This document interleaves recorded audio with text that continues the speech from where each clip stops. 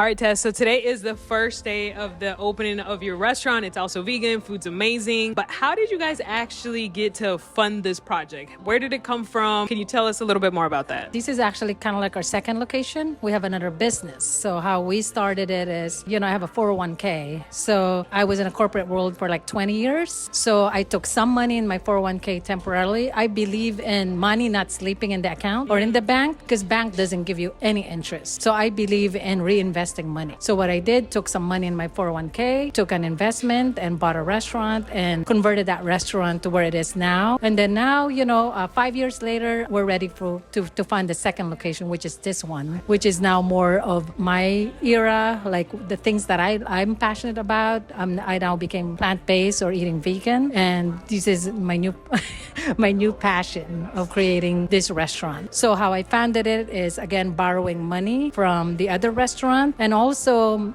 making sure that you spend smartly. So we open a lot of credit cards that are zero interest, and we use that. And not only, I don't believe in using your debit card for paying for things when you can expand the payment to like 12 months, 24 months. There's so many things out there. And there's, of course, you have to look at the interest rate. Yeah. So, that's how we start the business. You're just rolling it. And the moment that we open and, we'll pay it back, over time. Awesome. So pretty much you started the business using your 401k and getting the profits from the other business, and then now using the 0% strategy to fund this one and grow it. And then with the proceeds of the company, you're going to pretty much just pay back those credit cards. Awesome. Letting your money sleep in the bank, because the bank doesn't give you interest. I reinvest. I have, multiple investment, so restaurant and also properties that, eventually we'll be putting in Airbnb. So don't let your money slip in the bank. Awesome. Well, thank you so much for sharing. And again, food's amazing. Thank you.